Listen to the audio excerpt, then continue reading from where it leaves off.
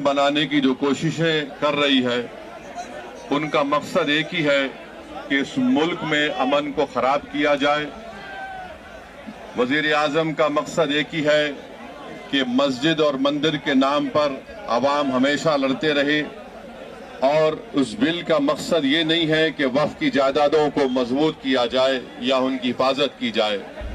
आप खुद अंदाजा लगाइए कि हिंदू धर्म के एक बहुत बड़े ज्यूरिस्ट हैं B.K. मुखर्जी की किताब में लिखा गया कि हिंदू धर्म में बाय कस्टम बाय यूसेज वो मंदिर की जायदाद बन सकती है।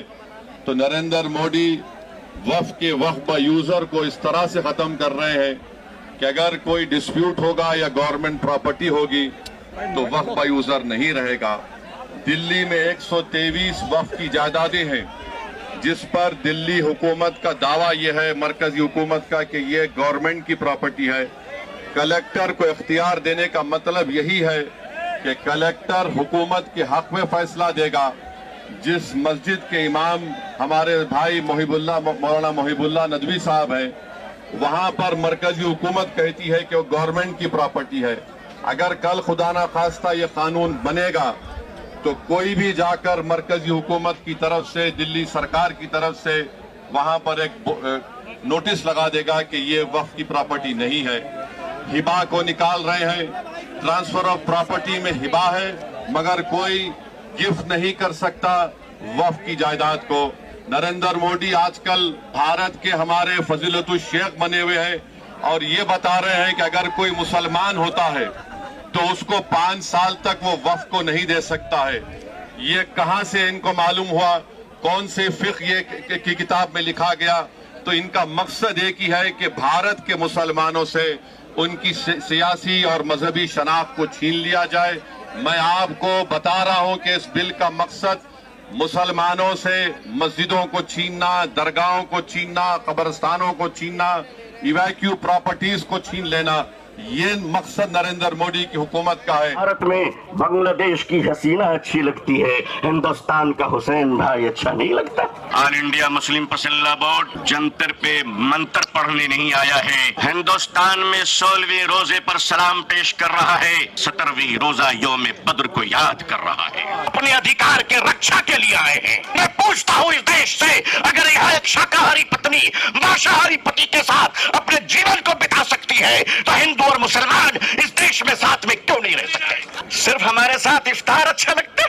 प्रधानमंत्री जी, मुसलमान आज भी जिंदा है, आप इजाजत दीजिए, मोहब्बत से प्योर शाकाहारी खाना हम आज भी ईद में भेजने को तैयार हैं। हमने पढ़ा था कि शेखुल हिंद कफन लेकर जाया करते थे। मैं JPC all India Muslim personal law board जंतर पे मंत्र पढ़ने नहीं आया है बल्कि अपने हुकूक की आवाज को बताने के लिए आया है।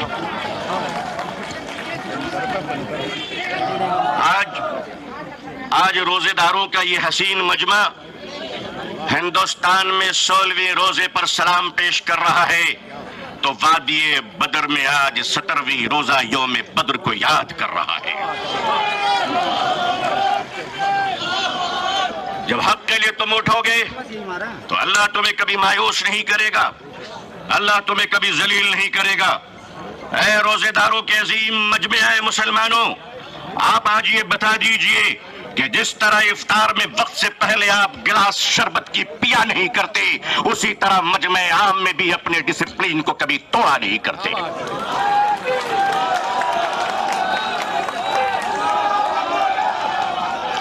मीडिया का काम है आपसे पूछना, आपका काम है बिल्कुल खामोश रहना। आप एतकाफ की नियत कर लें इंशाअल्लाह। मैं अपने मीडिया के भाई बहनों को अच्छी तरह जानता हूं, इन्हीं के बीच तो बड़ा हुआ हूं। आखिर इन्हें हम नहीं जानेंगे तो क्या ट्रंप साहब जानेंगे?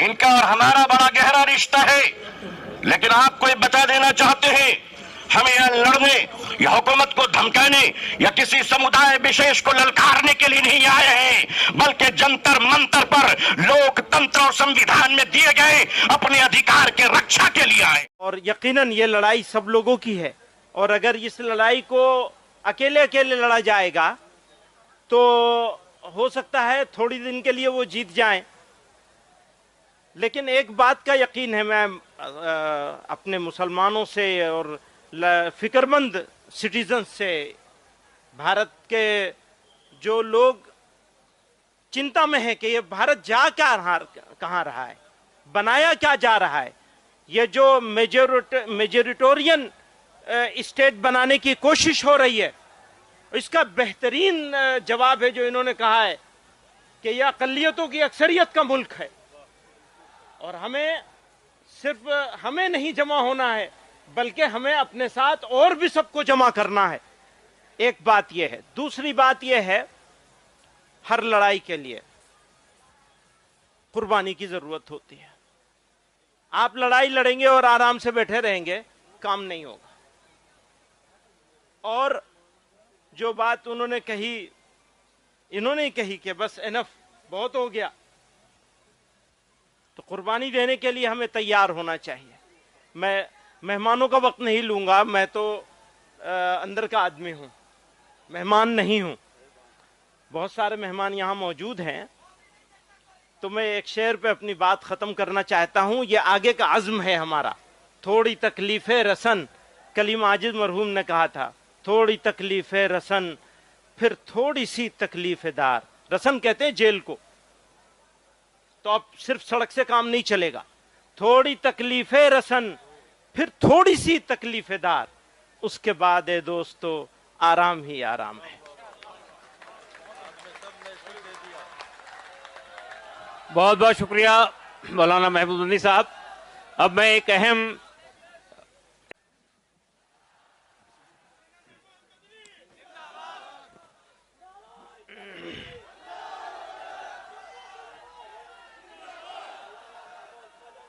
بسم اللہ الرحمن الرحیم، نحمدہ ونصلی ونسلم علی رسولہ الکریم، اما بعد۔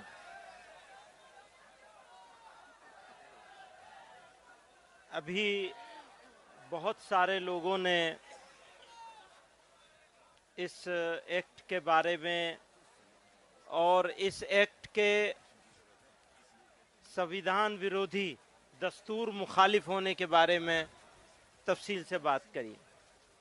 تاثر یہ دیا جا رہا ہے کہ یہ مسلمانوں کا معاملہ ہے، حالانکہ سچائی یہ ہے کہ یہ مسلمانوں کا معاملہ نہیں ہے، صرف مسلمانوں کا تو ہے ہی ہے، لیکن صرف مسلمانوں کا نہیں ہے بلکہ یہ ملک کے دستور کا معاملہ ہے۔